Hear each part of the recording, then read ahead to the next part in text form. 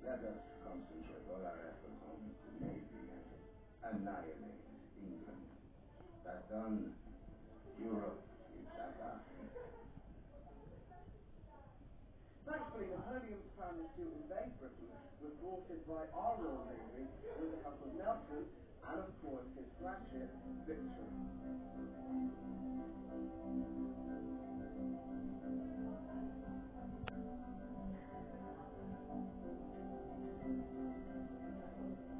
Hi, I'm Craig Rowe, and I'll be showing you around HMS Victory, which, believe it or not, is almost 250 years old and is officially in service with the Royal Navy. Later, I'll be joined by Peter Cookman, curator and Navy expert. But first, more about it.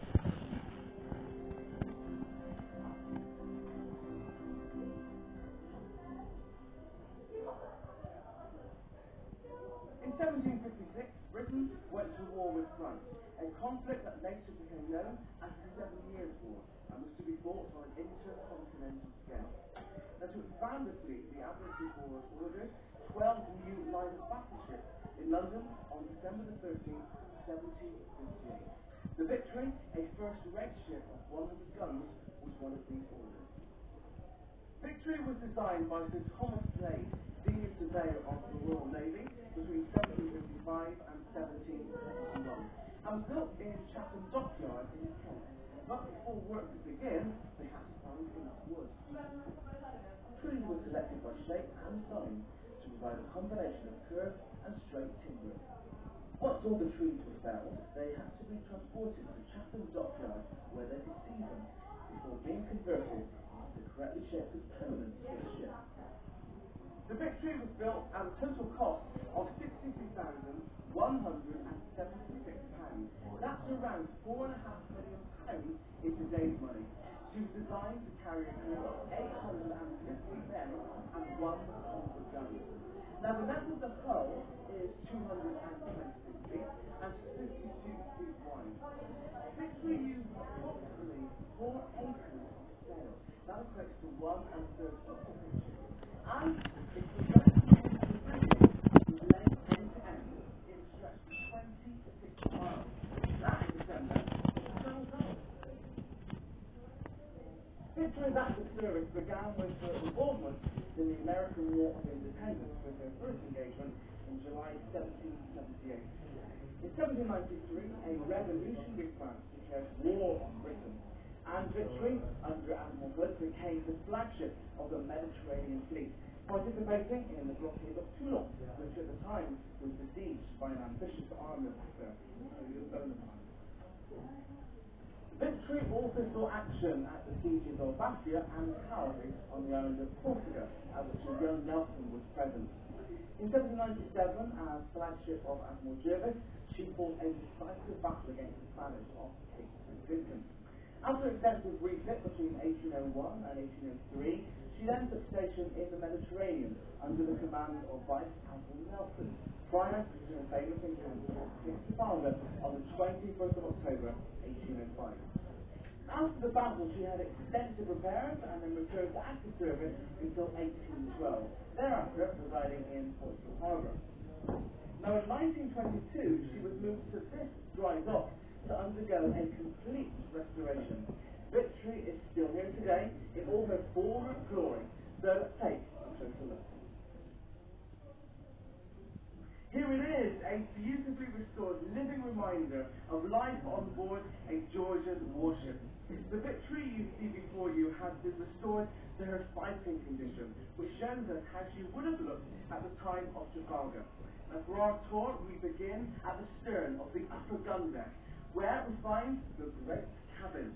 This is the most luxurious part of the ship, and also the place where successive admirals would have planned their battle strategies. Come with me, and I'll show you around. This cabin is where Lord Nelson worked, dined, and slept. Nelson became one of the greatest naval heroes of all time. Previous successes meant he was admired throughout England, and was famously known for his ability to inspire men of the highest rank as well as the lowest. Many believe this universal compassion was the key to his countless victories. However, It was here on board HMS Victory that his greatest and last battle was fought.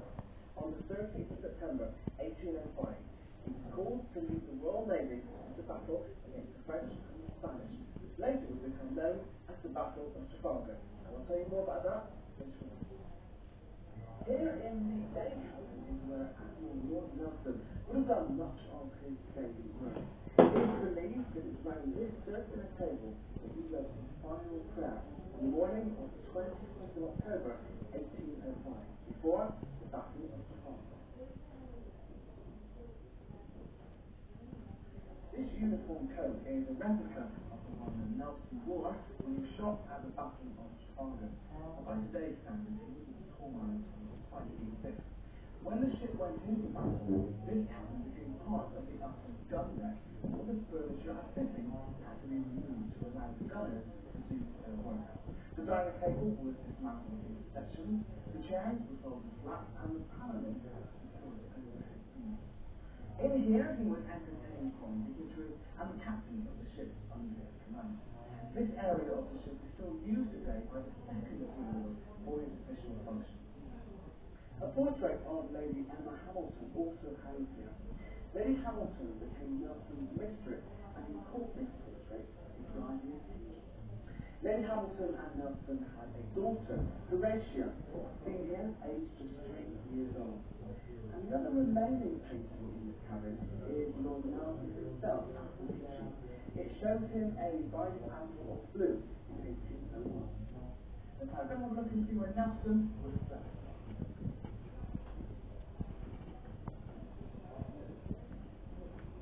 Senior officers of the Royal Navy would sleep in a cot just like this. It is simply a hammock fitted with a wooden spine, but it serves another purpose. If the officer died working at the sea, it would become his coffin. It would be weighted with a round shot, and he would be given a Christian burial over the side of the ship. Now, jokes like these were made by wives, girlfriends, and mistresses to brighten up sleeping in what could become your coffin. Now, these plates are an exact replica of the ones made for Nelson by Lady Hamilton, and the original can be seen at the National Maritime Museum in Greenwich. Nelson's servants were always close by. They lived here in the steerage. Now, let's go one deck up, because directly above the day cabin is the captain's lounge. So this cabin was used by Captain Harding, who, like Nelson, had separate day, dining, and bed space. And it was actually Captain Harding, not Nelson, who commanded HMS Victory during the Battle of Trafalgar. He was a close friend of Nelson, but unlike his superior, he stood at a very tall 6 feet 4 inches, and he commanded these low ceilings of Victory that were really awkward for him. Now, because the captain was required to be on fore at all times when the ship was at sea, Harding's cabin was directly onto the quarterdeck, and that's where it was. We're now standing on quarterdeck, and this would have been the nerve centre during battle. And it's also from here that Lord Nelson commanded the fleet during the Battle of Trafalgar. The raised deck onto the stern is called the poop, and it's from here that duty officers would have positioned themselves to gain a good view of the upper gun deck, the sails, masts, rigging, and the sailors working on the ship.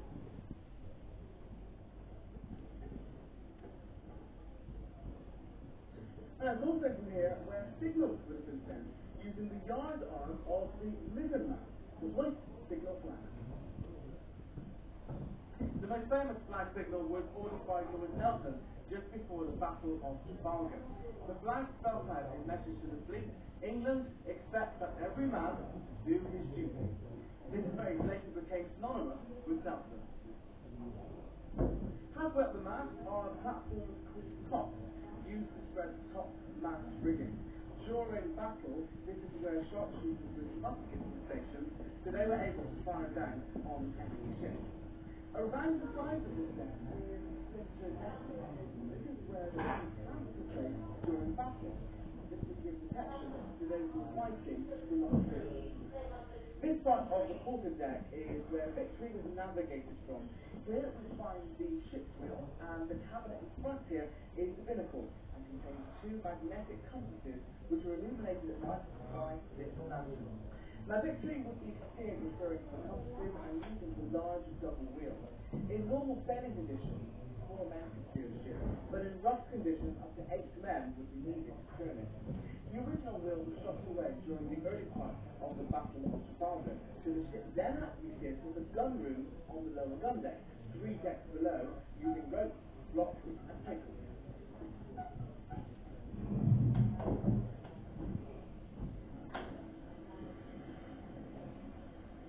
On the 21st of October, 1805, 06:22, Victory signalled the King to prepare for action, at which point all ships cleared for battle.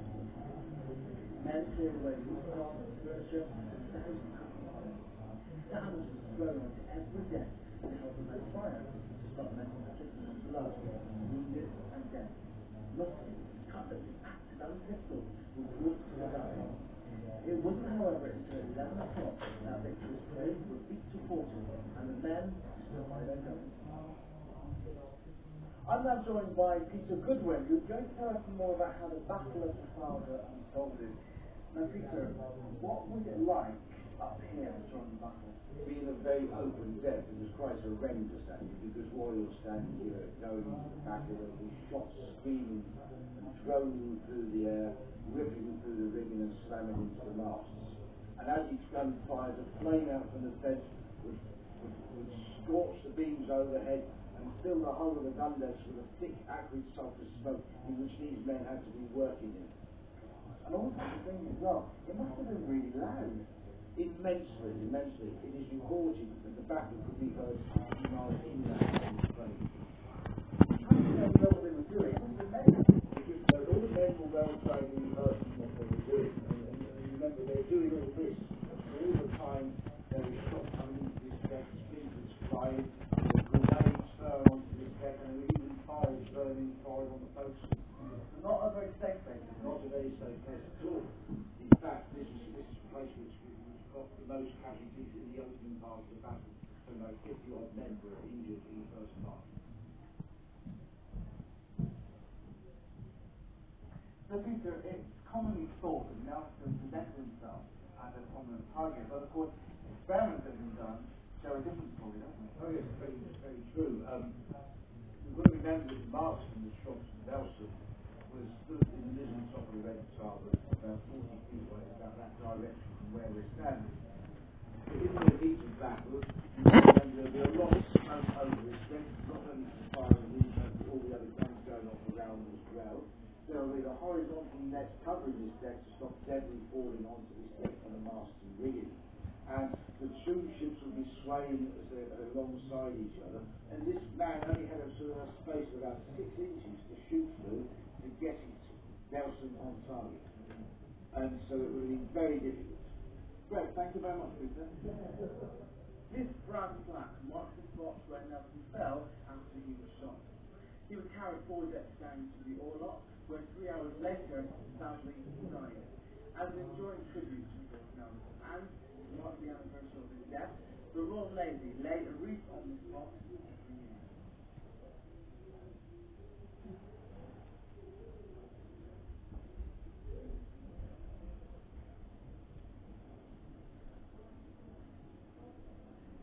Now, before we move on, let's take a look at the last few points of interest on this deck.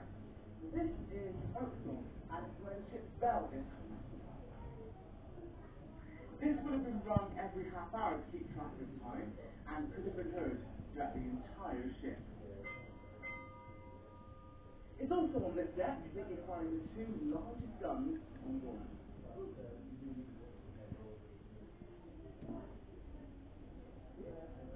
Now, these are the carronades, known by the crew as the double guns, or smashers, which is hardly surprising when we learn they were fired at 68-ton shot like this, and the effect would have been devastating. Now, the great shot, which had a similar effect on a shotgun, but on a much larger scale, would have been fired from one of these onto the enemy ship below, to rid the deck of men before the boarding party swung across to capture the ship. There are also pikes secured on the foremast and the mainmast. These would have been used to repel the enemy as they tried to board the ship. Now just beyond the forecastle is a platform nicknamed the Marine's Wharf, where the armed sentry would have been stationed when the ship was at anchor. Below the Marine's Wharf is the deep deck, and this is where the only toilets available for the crew to be found. Completely exposed to the weather, they are simply wooden boxes with holes in them. That way the waste was discharged straight into the ocean. There were no frills in the Georgian Navy. Now because they were positioned at the head of the ship, they were known as the head, a term still used in the Royal Navy today. This is the sick berth located in the forecastle. Now apart from the obvious reason that being in that you were unwell, men treated him as a daily alcohol ration stock, so often a sick man has to be forced to come here. The sick berth was here because it was well ventilated by fresh air fed in the deep air and warm of flue tanks to stop the infectious diseases of the day. Now, believe it or not, more men die from disease than from battle wounds. For every one man who dies in battle, 40 die from disease. Now, scurvy was a huge problem due to the lack of vitamin C in the men's blood. So they were encouraged to eat lots of citrus fruits like oranges, lemons, and limes, to have the British sailors in their nickname, Slimy. Mind you, being treated here was a bit much fun. Back then, medicine was equated to basic herbal remedies. There was no anesthetic, and the only antiseptic was thought to painfully wound. Soup was available in the galley and poured out as a genuine drop of juice and health. Let's go through the apples and this deck is the highest of Victory's three main gun decks, with 30 12-pounder guns, 15 on each side of the ship. This deck was also referred to as the main deck and was open to the elements. It was used by sailmaker, rope maker, armor worker, carpenter.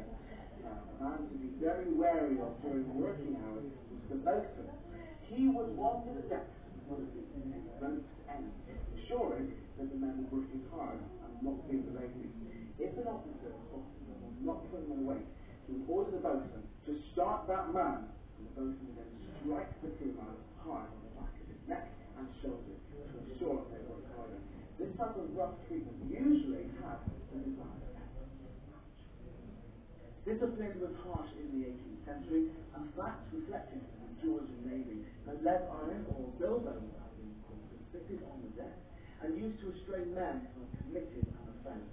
These men were fed on a diet of biscuits and water, and if they were to be flogged, they would have been put here 24 hours before, and then punished publicly. One of these, a cat's nine-tail. Now, even a few lashes of one of these would be enough to split the skin back to the bone. So it's no wonder that men who were given hundreds of lashes normally died. Although a doctor would be present to ensure the man didn't die. That ends our tour of this deck, so at another level to the middle gun deck to find out all about the guns on board the ship. As its name suggests, the middle gun deck lies between the other two main gun decks. The commissioned officers would have lived down here in a screened-out section with the embark company of Marines and select seamen occupying the remainder of the deck. Firepower was provided by 28 24-pounder guns. Each gun had a crew of 12, and trained and fire the weapon every 90 seconds. By contrast, the Spanish took 3 minutes or longer to carry out the same process. The gun crew was supported by a large number of men and boys on a powder monkey. It was their job to ensure that each gun had a regular supply of fresh gunpowder throughout the battle. This was achieved by using labour-intensive supply lines to relevant cities, with men passing from the cases from hand to hand. When the gun was fired, the noise was tremendous, and the gunners became deaf for some hours after the battle. The gun called viciously into the ship and was stopped from doing damage by this breaching rope. After it was reloaded, it was then run into the firing position using Glock and pistol. When a gun of this type was tested without a breaching rope, it was recoiled some 50 feet. And Peter, what about this?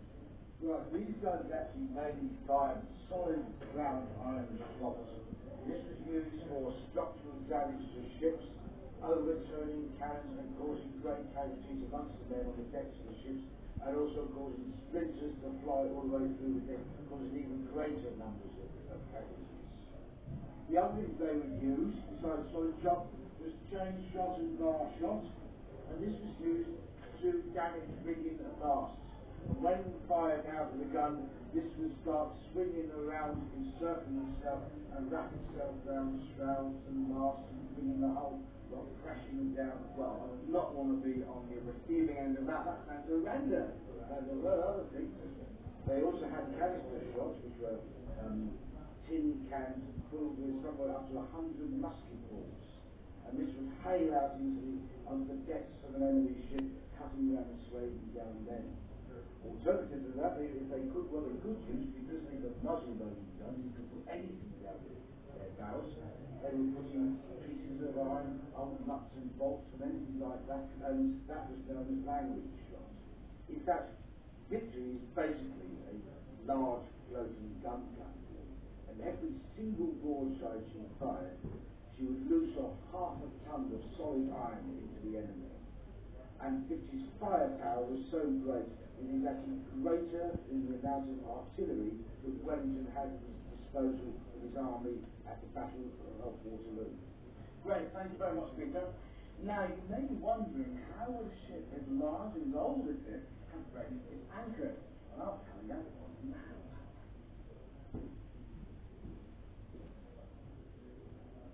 It was a major task to raise the anchors on board Victory. Each anchor weighed 4 tons, cables weighed 6.5 tons. Now, this all had to be carried out manually using 2 capstans mounted in the centre of the ship that was drawn vertically. One capstan had a total of 12 bars, the other had 14 bars. So each bar had space for 10 men, so in total, 260 men on 2 levels were used to raise the anchor. Now, after all that hard work, men on board Victory would have expected a good hearty meal at the end of the day, which brings us on to the next part of the ship, the galley, where all the food was prepared. This is located at the forward end.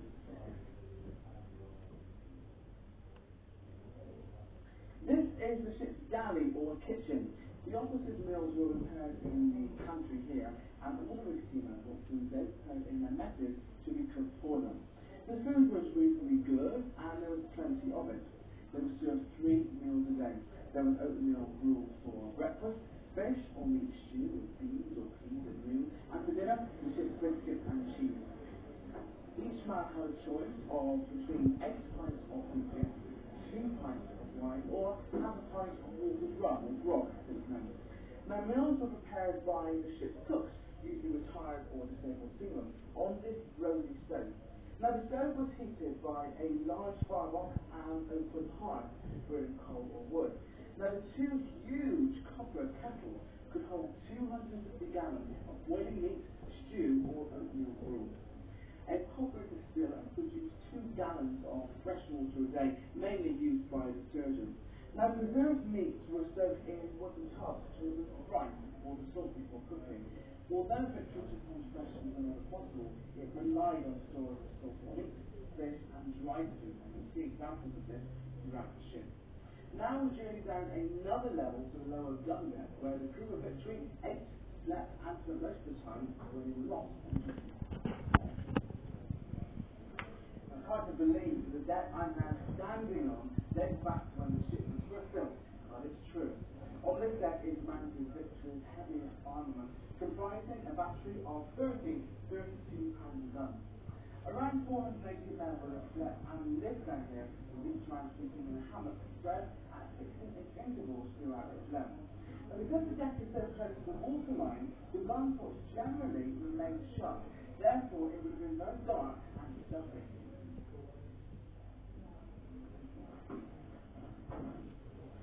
Now, when the crew got up in the morning, they would have to lash the hammock into a long sausage shape which has to be tight enough to pass through a specially designed hoop to make sure it would fit into the splinter netting on the upper deck, where it provided protection from musket balls and splinters during battle. At mealtime, there would have been about 550 men crammed into this space. The men ate in small groups of 4 and 8, which we know as the men. These men would stay together at the end, which became mates. Each man in the group was taken in turn to be the duty cook, and it's their responsibility to collect their daily rations of food from the ship's steward and prepare the food ready to be cooked. Now, in the early stages of the voyage, the crew would have been very pleased with the food. However, once the livestock and vegetables were consumed, the quality quickly went downhill. The meat and fish would come from barrels where it had been patched with salt to preserve it. And they were then just beans or peas. But worst of all, the cheese had red ones and the butter would be rancid. Despite the generous supplies of alcohol, drunkenness was a serious factor in the war making, and it still is to this day. The deck was also the place where men spent most of their time. When they were not on duty, they would play games, such as dice or cards. We are now going down 2 levels to the magazine and hold, where the ship's food and gunpowder supplies were kept.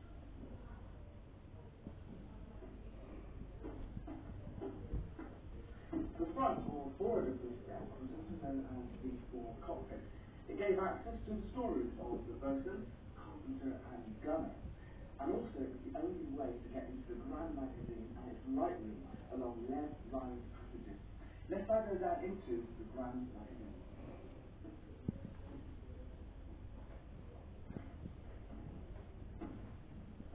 Now this is the Grand Magazine. It comprises of a piloting flat and a filling room.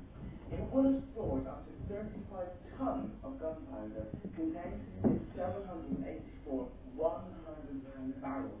That's enough to take out a 3-mile radius of Portsmouth to the end of the Atlantic.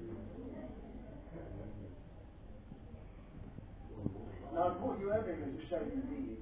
This is just 1/10 of the gunpowder that was used during the battle. The magazine would have supplied the charges to the larger 32-pounder guns on the lower gun deck and the 2 68-pound carronades on the forecastle. Double lined with an additional layer of copper, it was well insulated against fire, moisture and rats. If rats had got into the magazine, they would have spread gunpowder around the ship and increased the risk of fire.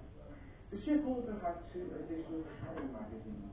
The forward supplying the 24-pounder gun on the middle deck, and the after supplying the 12-pounder gun on the upper gun deck and the upper deck. Now let's take a look in the hold. I'm now standing in the very bowels of the ship. And here at the bottom of the hold, there were blocks of heavy pig iron covered in a layer of shingle. This serves as a ballast to counteract the weight of the guns and the masts above. When fully stored, the hold contained enough provisions to last the ship and crew 6 months of sailing. There were barrels filled with salted beef, pork, fish and water, and then stacks of dry provisions such as oats, biscuits, peas and pulses, and cabbages with butter and cheese. Now the biggest problem down here in the hold was rats. They would come on board in sacks of dried vegetables, and they would have to be dealt with quickly before they bred. The ship would have also carried 120 tons of shot. Just like this, containing 3 shot lockers situated throughout the hold. And actually,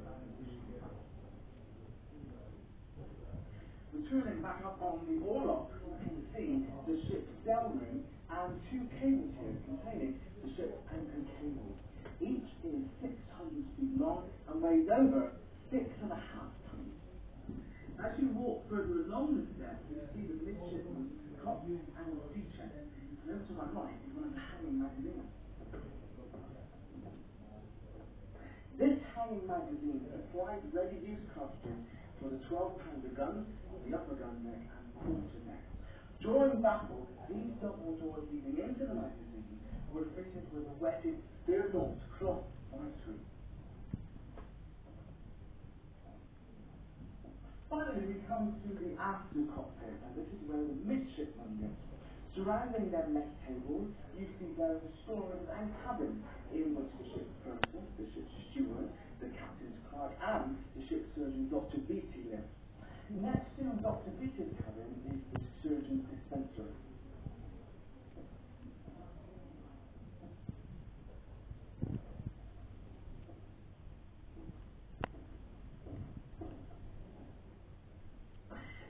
time of the battle, the Empress cockpit was transformed into a casualty theatre, where below the ship's waterline, safe from the effects of gunfire, the surgeon and his mate would deal with all types of injuries caused by shot, splinters, sharp-edged weapons, and burns. A good surgeon could amputate an arm or leg in 1.5 minutes. During the Battle of Trafalgar, there were 5 amputations of arms and legs, and 7 more afterwards.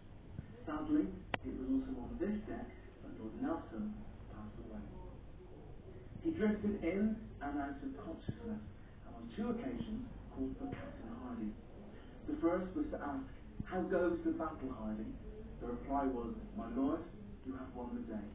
Nelson then uttered, "Thank God, I have done my duty."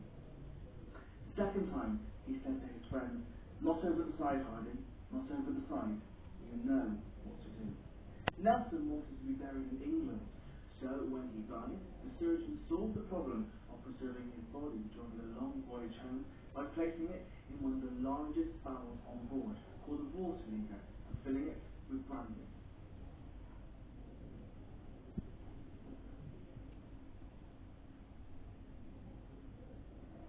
Now, it's impossible to predict what Great Britain would have been like if Napoleon had not been defeated.